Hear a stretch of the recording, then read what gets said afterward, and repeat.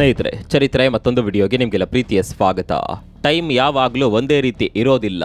ನಮ್ಮ ಟೈಮ್ ಇರುವಾಗ ನಾವು ಮೆರೆದಾಡಿದ್ರೆ, ನಮ್ಮ ಟೈಮ್ ಕೆಟ್ಟಾಗ ನಾವು ಮಾಡಿದ ಪಾಪವೆಲ್ಲ ತಿರುಗಿ ನಮ್ಮ ಮೇಲೆ ಬರುವ ಸಾಧ್ಯತೆ ಇರುತ್ತೆ.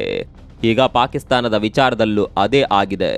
ಒಂದು ಕಾಲದಲ್ಲಿ ಅಟ್ಟಹಾಸ ಮಾಡ್ತಾ ಇದ್ದ ಪಾಕಿಸ್ತಾನ ಈಗ ದಶ ದಿಕ್ಕುಗಳಿಂದ ಹೊಡೆತವನ್ನೇ ತಿನ್ನುತ್ತಿದೆ. ಭಾರತದ ತಂಟೆಗೆ ಬಂದು ಚೆನ್ನಾಗಿಯೇ ಒದೆ ತಿಂದ ಪಾಕಿಸ್ತಾನ ಈಗ ಅಫ್ಘಾನಿಸ್ತಾನವನ್ನ ಸುಮ್ಮನೆ ಕೆಣಕಿ ಅಪಾಯವನ್ನ ಮೈಮೇಲೆ ಎಳೆದುಕೊಂಡಿದೆ. ಭಾರತ ಸಿಂಧೂ ನದಿ ಒಪ್ಪಂದವನ್ನ ಮುರಿದಿರೋದ್ರ ಬಗ್ಗೆ ನಿಮಗೆಲ್ಲ ಗೊತ್ತಿರಬಹುದು. ಈ ಒಪ್ಪಂದದಿಂದ ಭಾರತ ಹೊರ ಬಂದಿರೋದ್ರಿಂದ ಭಾರತ ತನಗಿಷ್ಟ ಬಂದ ಹಾಗೆ ಸಿಂಧೂ ಹಾಗೂ ಅದರ ಉಪನದಿಗಳಿಗೆ ಡ್ಯಾಮ್ಗಳನ್ನ ಕಟ್ಟಿಕೊಳ್ತಾ ಇದೆ. ಅಲ್ಲಿಗೆ ಪಾಕಿಸ್ತಾನಕ್ಕೆ ಹರಿತಾ ಇದ್ದ ನೀರಿನ ಪ್ರಮಾಣ ಈಗ ಕಡಿಮೆ ಆಗಿದೆ. ಹೀಗಾಗಿ ಪಾಕಿಸ್ತಾನದ ಕೆಲವು ಭಾಗಗಳಲ್ಲಿ ನೀರಿನ ಸಮಸ್ಯೆ ತಲೆದೂರೋದಕ್ಕೆ ಶುರುವಾಗಿದೆ. ಹೀಗೆ ಭಾರತ ಪಾಕ್ ವಿರುದ್ಧ ಜಲಾಸ್ತ್ರ ಪ್ರಯೋಗ ಮಾಡಿ ತುಂಬಾ ದಿನ ಆಗಿಲ್ಲ. ಈಗ ಅಫ್ಘಾನಿಸ್ತಾನ ಕೂಡ ಇದೇ ಅಸ್ತ್ರವನ್ನ ಪಾಕಿಸ್ತಾನದ ವಿರುದ್ಧ ಪ್ರಯೋಗ ಮಾಡಿದೆ. ಇಲ್ಲಿವರೆಗೆ ಪಾಕಿಸ್ತಾನಕ್ಕೆ ಹರಿತಾ ಇದ್ದ ನದಿ ನೀರನ್ನ ನಿಲ್ಲಿಸೋದಕ್ಕೆ ತಾಲಿಬಾನಿಗಳು ಮುಂದಾಗಿದ್ದಾರೆ. ಪಾಕಿಸ್ತಾನಕ್ಕೆ ಹರಿತಾ ಇದ್ದ ನದಿ ನೀರಿಗೆ ಅಡ್ಡಲಾಗಿ ಡ್ಯಾಮ್ಗಳನ್ನ ಕಟ್ಟೋದಕ್ಕೆ ತಾಲಿಬಾನ್ ಮುಂದಾಗಿದೆ. ಅಲ್ಲಿಗೆ ಪಾಕಿಸ್ತಾನಕ್ಕೆ ಶಾಕ್ ಮೇಲೆ ಶಾಕ್ ಎದುರಾಗಿದೆ. ಭಾರತ ಕೊಟ್ಟ ಏಟಿನಿಂದ ಹೊರಬರಲಾಗದೆ ನರಳಾಡ್ತಾ ಇದ್ದ ಪಾಕಿಸ್ತಾನ ಈಗ ತಾಲಿಬಾನಿಗಳು ತೆಗೆದುಕೊಂಡಿರುವ ನಿರ್ಧಾರದಿಂದ ಬೆಚ್ಚಿ ಬಿದ್ದಿದೆ.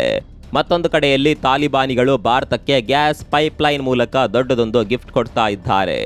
ಗ್ಯಾಸ್ ಪೈಪ್ಲೈನ್ ವಿಚಾರದಲ್ಲಿ ಭಾರತ ಸೈಲೆಂಟ್ ಆಗಿಯೇ ಮಾಸ್ಟರ್ ಸ್ಟ್ರೋಕ್ ಹೊಡೆದು ಬಿಟ್ಟಿದೆ. ಅಷ್ಟಕ್ಕೂ ಏನಿದು ಗ್ಯಾಸ್ ಪೈಪ್ಲೈನ್? ಈ ವಿಚಾರದಲ್ಲಿ ತಾಲಿಬಾನಿಗಳು ಭಾರತಕ್ಕೆ ಯಾವ ರೀತಿಯ ಸಹಾಯ ಮಾಡಿದ್ದಾರೆ? ಪಾಕಿಸ್ತಾನಕ್ಕೆ ಎದುರಾಗಿರುವ ಮತ್ತೊಂದು ಜಲಕಂಟಕ ಎಂಥದ್ದು? ತಾಲಿಬಾನಿಗಳು ಪಾಕಿಸ್ತಾನಕ್ಕೆ ಹರಿಯುವ ನೀರನ್ನ ಸಂಪೂರ್ಣವಾಗಿ ನಿಲ್ಲಿಸಿ ಬಿಡ್ತಾರಾ? ಎಲ್ಲವನ್ನ ಡೀಟೇಲ್ ಆಗಿ ತೋರಿಸ್ತೀವಿ ನೋಡಿ.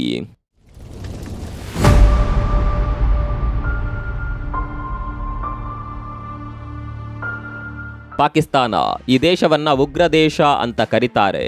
ಬೇರೆ ದೇಶಗಳಿಗೆ ತೊಂದರೆ ಕೊಟ್ಕೊಂಡು ಅಮಾಯಕ ಜನರ ಪ್ರಾಣ ತೆಗೆದುಕೊಂಡು ಸಾವಿರಾರು ಜನರನ್ನ ಕೊಂದು ಮಾರಣ ಹೋಮ ನಡೆಸೋದು ಈ ದೇಶದ ಸಾಧನೆ. ಇಷ್ಟು ಬಿಟ್ರೆ ಬೇರೇನೂ ಇಲ್ಲ.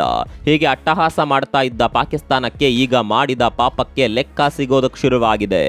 ಭಾರತ ಪಾಕಿಸ್ತಾನಕ್ಕೆ ಹರಿಯುತ್ತಿದ್ದ ನೀರನ್ನ ನಿಲ್ಲಿಸಿ ತುಂಬಾ ಟೈಮ್ ಆಗಿಲ್ಲ.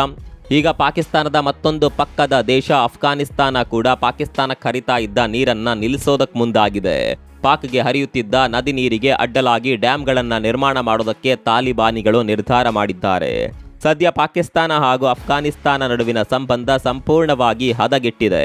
ಕೆಣಕಿದ ಪಾಕಿಸ್ತಾನಕ್ಕೆ ತಾಲಿಬಾನಿಗಳು ಯಾವ ರೀತಿ ಉತ್ತರ ಕೊಟ್ಟರು ಅನ್ನೋದನ್ನ ನೀವೆಲ್ಲ ನೋಡಿರಬಹುದು. ಆದರೂ ಪಾಕಿಸ್ತಾನ ತನ್ನ ಬುದ್ಧಿ ಬಿಡದೆ ಅಫ್ಘಾನಿಸ್ತಾನದ ಮೇಲೆ ಏರ್ ಸ್ಟ್ರೈಕ್ ಮಾಡಿತ್ತು. ಹೀಗೆ ಪಾಕಿಸ್ತಾನ ಅಮಾಯಕ ಜನರನ್ನ ಬಲಿ ಪಡೆಯುತ್ತಿದ್ದಂತೆ ತಾಲಿಬಾನಿಗಳು ಈಗ ದೊಡ್ಡ ಅಸ್ತ್ರವನ್ನೇ ಪ್ರಯೋಗ ಮಾಡಿದ್ದಾರೆ. ಅಫ್ಘಾನಿಸ್ತಾನದಲ್ಲಿ ಕುನಾರ್ ಅನ್ನುವ ನದಿ ಹರಿಯುತ್ತೆ. ಇಂಟ್ರೆಸ್ಟಿಂಗ್ ಸಂಗತಿ ಅಂದರೆ ಈ ನದಿ ಹುಟ್ಟೋದು ಪಾಕಿಸ್ತಾನದಲ್ಲೇ, ಆದರೆ ನೀರಿನ ಹರಿವು ಹೆಚ್ಚಾಗೋದು ಅಫ್ಘಾನಿಸ್ತಾನದಿಂದ. ಹೀಗೆ ಪಾಕಿಸ್ತಾನದಲ್ಲಿ ಹುಟ್ಟಿ ಅಫ್ಘಾನಿಸ್ತಾನದಲ್ಲಿ ಹರಿಯುವ ಈ ಕುನಾರ್ ನದಿ ಮುಂದೆ ಮತ್ತೊಮ್ಮೆ ಪಾಕಿಸ್ತಾನಕ್ಕೆ ಬರುತ್ತೆ. ಪಾಕಿಸ್ತಾನದ ರಾಜಧಾನಿ ಇಸ್ಲಾಮಾಬಾದ್ನ ನೀರಿನ ಮೂಲ ಈ ನದಿ ಅಂದ್ರೂ ತಪ್ಪಾಗೋದಿಲ್ಲ. ಹೀಗೆ ಪಾಕ್ ರಾಜಧಾನಿಗೆ ನೀರು ಹರಿಸುವ ನದಿಗೆ ಅಡ್ಡಲಾಗಿ ಡ್ಯಾಮ್ ಕಟ್ಟೋದಕ್ಕೆ ತಾಲಿಬಾನಿಗಳು ಮುಂದಾಗಿದ್ದಾರೆ. ಹಾಗಂತ ಒಂದು ಡ್ಯಾಮ್ ಅಂತ ಅಂದುಕೊಳ್ಬೇಡಿ. ಸರಣಿಯಾಗಿ ನಾವು ಕುನಾರ್ ನದಿಗೆ ಅಣೆಕಟ್ಟು ಕಟ್ಟುತ್ತೇವೆ ಅಂತ ಅಫ್ಘಾನಿಸ್ತಾನ ಅಧಿಕೃತವಾಗಿ ಘೋಷಣೆ ಮಾಡಿದೆ.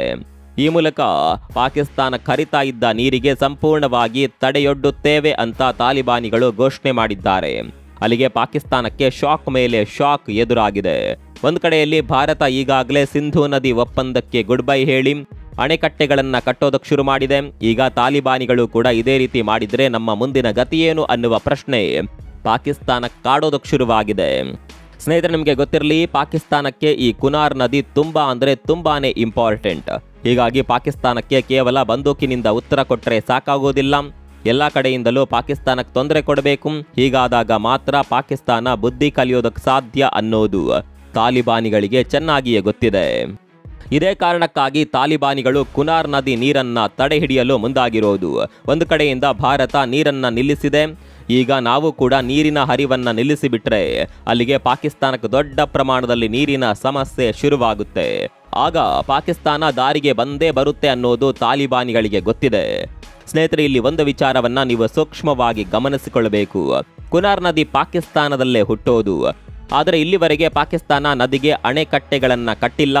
ಇದೇ ರೀತಿ ಕೆಲವು ನದಿಗಳು ಪಾಕಿಸ್ತಾನದಿಂದ ಭಾರತಕ್ಕೆ ಹರಿದು ಪುನಃ ಪಾಕಿಸ್ತಾನಕ್ಕೆ ಹರಿದು ಹೋಗ್ತಾವೆ. ಆ ನದಿಗಳಿಗೆ ಕೂಡ ಪಾಕಿಸ್ತಾನ ಡ್ಯಾಮ್ ಕಟ್ಟುವ ಪ್ರಯತ್ನ ಮಾಡಿಲ್ಲ. ಅಂದರೆ ಯಾವುದನ್ನ ಮಾಡಬೇಕೋ ಅದನ್ನ ಪಾಕಿಸ್ತಾನ ಮಾಡಲೇ ಇಲ್ಲ. ಇನ್ನೊಂದು ದೇಶಕ್ಕೆ ಉಗ್ರಗಾಮಿಗಳನ್ನ ಅಟ್ಟುವ ಬದಲು ಮೂಲಸೌಕರ್ಯ ಅಭಿವೃದ್ಧಿಗೆ ಹಣ ವಿನಿಯೋಗ ಮಾಡ್ತಾ ಇದ್ದಿದ್ರೆ ಪಾಕಿಸ್ತಾನಕ್ಕೆ ಇವತ್ತು ಇಂತಹ ಸಿಚುವೇಶನ್ ಬರ್ತಾ ಇರಲಿಲ್ಲ. ಪಾಕಿಸ್ತಾನ ಭೌಗೋಳಿಕವಾಗಿ ಶ್ರೀಮಂತವಾಗಿರುವ ದೇಶ. ಆದರೆ ಅದನ್ನ ಅಭಿವೃದ್ಧಿ ಮಾಡೋದನ್ನ ಬಿಟ್ಟು ಪಾಕಿಸ್ತಾನ ಉಗ್ರವಾದವನ್ನೇ ಬೆಳೆಸ್ಕೊಂಡು ಹೋಯಿತು. ಬೇರೆ ದೇಶಗಳಿಗೆ ತೊಂದರೆ ಕೊಡೋದ್ರಲ್ಲೇ ವಿಕೃತ ಆನಂದ ಪಡೆದುಕೊಳ್ತಾ ಹೋಯಿತು. ಅದರ ಪರಿಣಾಮವನ್ನ ಈಗ ಪಾಕಿಸ್ತಾನ ಎದುರಿಸ್ತಾ ಇದೆ. ನಿಮ್ಮಲ್ಲಿ ಮತ್ತೊಂದು ಪ್ರಶ್ನೆ ಇರಬಹುದು, ಇಲ್ಲಿವರೆಗೆ ಡ್ಯಾಮ್ಗಳನ್ನ ಕಟ್ಟಿಲ್ಲ, ಓಕೆ, ಇನ್ನಾದರೂ ಪಾಕಿಸ್ತಾನಕ್ಕೆ ಡ್ಯಾಮ್ ಕಟ್ಟಬಹುದಲ್ವಾ? ಈಗ ಅದು ಸಾಧ್ಯವಿಲ್ಲ. ಯಾಕೆ ಅಂತ ಕೇಳಿದ್ರೆ ಪಾಕಿಸ್ತಾನಕ್ಕೆ 3 ಹೊತ್ತಿನ ಊಟಕ್ಕೆ ಗತಿ ಇಲ್ಲ. ಡ್ಯಾಮ್ ಕಟ್ಟುವುದು ದೂರದ ಮಾತು, ಈಗ ಪಾಕಿಸ್ತಾನದ ಪರಿಸ್ಥಿತಿ ಕೈ ಮೀರಿ ಹೋಗಿದೆ. ಹೀಗಾಗಿ ಈಗ ಡ್ಯಾಮ್ ಕಟ್ಟುವ ಕೆಲಸವನ್ನ ಶುರು ಮಾಡಿದ್ರೆ ಅದರಿಂದ ಯಾವುದೇ ಪ್ರಯೋಜನವಾಗುವುದಿಲ್ಲ. ಆ ಕೆಲಸಗಳು ಕಂಪ್ಲೀಟ್ ಆಗುತ್ತೆ ಅನ್ನೋದಕ್ಕೆ ಯಾವುದೇ ಗ್ಯಾರಂಟಿ ಇಲ್ಲ. ಅಂತಹ ಸಿಚುವೇಶನ್ ನಲ್ಲಿ ಪಾಕಿಸ್ತಾನ ಇದೆ. ಆದರೂ ಪಾಕಿಸ್ತಾನ ತಾಲಿಬಾನಿಗಳು ಕಟ್ಟುವ ಡ್ಯಾಮ್ ಮೇಲೆ ದಾಳಿ ಮಾಡುವ ಪ್ಲಾನ್ ಮಾಡಿದೆ. ಅಫ್ಘಾನಿಸ್ತಾನದ ಬಳಿ ಯಾವುದೇ ಏರ್ ಡಿಫೆನ್ಸ್ ಸಿಸ್ಟಮ್ ಇಲ್ಲ. ಪಾಕಿಸ್ತಾನಕ್ಕಿರುವ ಧೈರ್ಯ ಇದೊಂದೇ. ತಾಲಿಬಾನಿಗಳು ಡ್ಯಾಮ್ ಕಟ್ಟಿದ್ರೆ ನಾವು ಹೋಗಿ ಅದನ್ನ ಧ್ವಂಸ ಮಾಡಿ ಬರೋಣ ಅನ್ನೋದು ಪಾಕಿಸ್ತಾನದ ಪ್ಲಾನ್. ಆದರೆ ಆ ಪ್ಲಾನ್ ವರ್ಕೌಟ್ ಆಗೋದು ಕಷ್ಟ. ಡ್ಯಾಮ್ನ ಮೇಲೆ ದಾಳಿ ಮಾಡೋದು ಅಂತಾರಾಷ್ಟ್ರೀಯ ಮಟ್ಟದ ಕಾನೂನಿನ ಉಲ್ಲಂಘನೆ. ಹೀಗಾಗಿ ಡ್ಯಾಮ್ ಮೇಲೆ ದಾಳಿ ಮಾಡೋದು ಅಷ್ಟು ಸುಲಭದ ಮಾತಲ್ಲ. ತಾಲಿಬಾನಿಗಳು ಈ ನದಿಗೆ ಡ್ಯಾಮ್ ಕಟ್ಟಿದ್ರೆ ಅಫ್ಘಾನಿಸ್ತಾನಕ್ಕೆ ತುಂಬಾನೇ ಲಾಭ ಇದೆ. ಒಂದ್ ಕಡೆಯಲ್ಲಿ ನೀರಿನ ಸಮಸ್ಯೆ ನೀಗುತ್ತೆ, ಮತ್ತೊಂದು ಕಡೆಯಲ್ಲಿ ವಿದ್ಯುತ್ ಉತ್ಪಾದನೆ ಮಾಡುವ ಅವಕಾಶ ಕೂಡ ಇರುತ್ತೆ. ಅಫ್ಘಾನಿಸ್ತಾನದ ಕೃಷಿಗೆ ಕೂಡ ಅನುಕೂಲವಾಗುತ್ತೆ. ಮತ್ತೊಂದು ಕಡೆಯಲ್ಲಿ ಪಾಕಿಸ್ತಾನಕ್ಕೆ ನೀರಿನ ಸಮಸ್ಯೆ ಶುರುವಾಗುತ್ತೆ. ಕೃಷಿಗಳು ನೀರಿಲ್ಲದೆ ಒಣಗಿ ಹೋಗಬಹುದು. ಇದು ಪಾಕಿಸ್ತಾನದ ಆರ್ಥಿಕತೆ ಮೇಲೆ ಕೂಡ ಪರಿಣಾಮ ಬೀರುವ ಸಾಧ್ಯತೆ ಇದೆ. ಈ ರೀತಿ ಪಾಕಿಸ್ತಾನ ಮಾಡಿದ ಪಾಪಕ್ಕೆ ಈಗ ತಕ್ಕ ಬೆಲೆ ತೆರುವಂತಾಗಿದೆ. ಹೀಗೆ ಒಂದು ಕಡೆಯಲ್ಲಿ ಪಾಕಿಸ್ತಾನಕ್ಕೆ ಶಾಕ್ ಆದರೆ ಭಾರತಕ್ಕೆ ಮಾತ್ರ ತಾಲಿಬಾನಿಗಳು ದೊಡ್ಡ ಮಟ್ಟದ ಸಹಾಯ ಮಾಡೋದಕ್ಕೆ ಮುಂದಾಗಿದ್ದಾರೆ. ದಶಕಗಳಿಂದ ನಿಂತಿದ್ದ ತಾಪಿ ಪೈಪ್ಲೈನ್ ಯೋಜನೆಗೆ ಮತ್ತೊಮ್ಮೆ ಚಾಲನೆ ಸಿಕ್ಕಿದೆ. ತುರ್ಕ್ಮೆನಿಸ್ತಾನದಿಂದ ನೇರವಾಗಿ ಭಾರತಕ್ಕೆ ಅನಿಲವನ್ನ ಸರಬರಾಜು ಮಾಡುವ ಯೋಜನೆ ಇದು. ಅಫ್ಘಾನಿಸ್ತಾನದಲ್ಲಿ ಅಸ್ಥಿರತೆ ಇದ್ದ ಸಂದರ್ಭದಲ್ಲಿ ಈ ಯೋಜನೆ ತಾತ್ಕಾಲಿಕವಾಗಿ ಸ್ಥಗಿತಗೊಂಡಿತ್ತು. ಆದರೆ ಈಗ ಭಾರತ ಹಾಗೂ ಅಫ್ಘಾನಿಸ್ತಾನ ನಡುವಿನ ಸಂಬಂಧ ಸುಧಾರಣೆ ಆಗ್ತಾ ಇದ್ದಂತೆ ಯೋಜನೆಗೆ ಮರುಚಾಲನೆ ಸಿಕ್ಕಿದೆ. ಎಲ್ಲ ಅಂದುಕೊಂಡಂತೆ ಆದರೆ ತುರ್ಕ್ಮೆನಿಸ್ತಾನದಿಂದ ನೇರವಾಗಿ ಪೈಪ್ಲೈನ್ ಮೂಲಕ ಭಾರತಕ್ಕೆ ಅನಿಲ ಸರಬರಾಜು ಆಗಲಿದೆ. ಇದರಿಂದ ಭಾರತಕ್ಕೆ ದೊಡ್ಡ ಪ್ರಮಾಣದ ಲಾಭ ಆಗಲಿದೆ. ಸಾಗಣಾ ವೆಚ್ಚ ದೊಡ್ಡ ಪ್ರಮಾಣದಲ್ಲಿ ಕಡಿಮೆಯಾಗಲಿದೆ. ಸ್ನೇಹಿತರೆ, ಇಲ್ಲಿ ಗೊತ್ತಿರಲೇಬೇಕಾದ ಒಂದು ಸಂಗತಿ ಇದೆ. ಈ ತಾಪಿ ಪೈಪ್ಲೈನ್ ತುರ್ಕಮೆನಿಸ್ತಾನದಿಂದ ಆರಂಭಗೊಂಡು ಅಫ್ಘಾನಿಸ್ತಾನದ ಮೂಲಕ ಪಾಕಿಸ್ತಾನವನ್ನ ತಲುಪಿ ಪಾಕಿಸ್ತಾನದಿಂದ ನೇರವಾಗಿ ಭಾರತಕ್ಕೆ ಬರುತ್ತೆ. ಅರೆ, ಹಾಗಾದರೆ ಪಾಕಿಸ್ತಾನ ಈ ಯೋಜನೆಗೆ ಅಡ್ಡಗಾಲು ಹಾಕೋದಿಲ್ವಾ ಅಂತ ನೀವು ಕೇಳಬಹುದು. ಇಲ್ಲೇ ಇರೋದು ಸ್ಟ್ರಾಟರ್ಜಿ. ಭಾರತ ಇಲ್ಲಿ ಒಪ್ಪಂದ ಮಾಡಿಕೊಂಡಿರೋದು ತುರ್ಕಮೆನಿಸ್ತಾನ ದೇಶದ ಜೊತೆ.